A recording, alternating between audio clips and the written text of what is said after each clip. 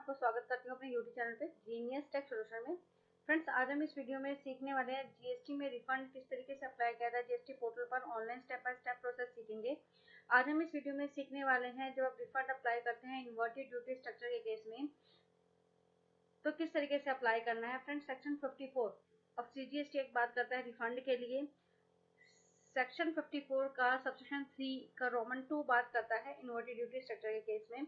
Inverted duty structure कब होता है? जब आपकी जो है आउटपुट जो आपकी सप्लाईज हैं उनका रेट कम हो और इनपुट का रेट ज़्यादा हो, यानी कि जो भी आपने इन्वर्ट्स लिए हैं उसका रेट ज़्यादा है तो आपका जो आईटीसी है वो अक्यूमुलेट हो जाता है, अनयूटिलाइज हो जाता है। तो उस केस में आप रिफंड ले सकते हैं गवर्नमेंट से। जैसे फुटवेयर के केस में आपका रिफंड बन जाता है क्योंकि उसमें जो हम रॉ मटेरियल लेते हैं उनका रेट ऑफ टैक्स जो होता है ज़्यादा होता है और सप्लाई रेट जो है वो कम होता है, आउटपुट की जो सप्लाई होती है वो कम होती है। तो उस केस में उनका आईटीसी बच जाता है तो वो उनको आईटीसी का रिफंड लेना जाता है।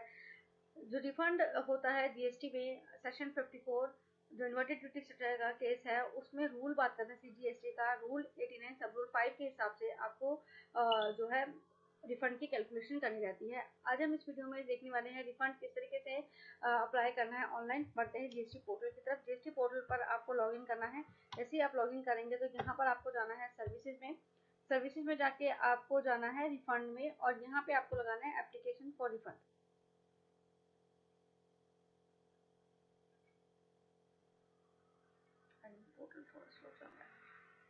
यहाँ पर देखिए हम किस केस में अप्लाई कर रहे हैं, refund on account of ITC के accumulate due to inverted tax structure के केस में। तो यहाँ पर आपको चूज करना है।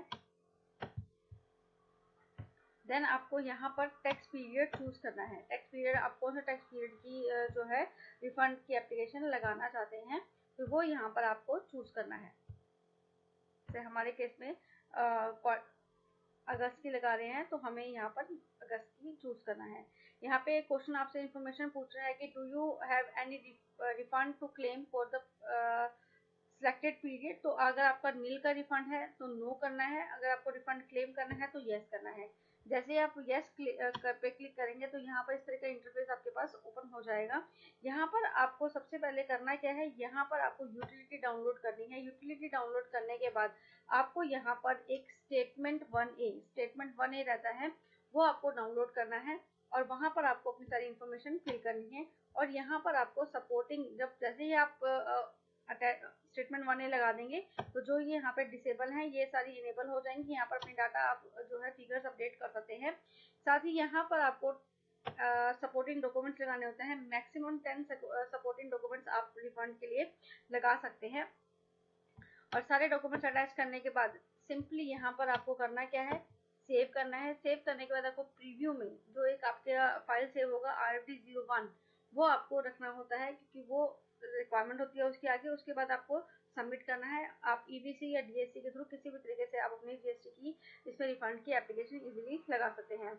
अगर आपको और डिटेल में जानना है कि रिफंड की कैलकुलेशन किस तरीके से की जाती है, क्या सेक्शन कहता है, क्या रूल कहता है, अगर आपको ये पर भी वीडियो चाहिए तो कमेंट सेक्शन में जरूर बताइएगा। I will definitely make on video on this topic. I hope friends ये इन्फॉर्मेशन आपको रिलेवेंट लगी होगी। अगर आपको हमारी इन्फॉर्मेशन अच्छी लगती है, वीडियो कंटेंट अच्छा लगता है तो प्लीज वीडियो को लाइक कीजिएगा, शेयर कीजिएगा और मेरे चैनल को सब्सक्राइब कीजिएगा। Thank you for watching.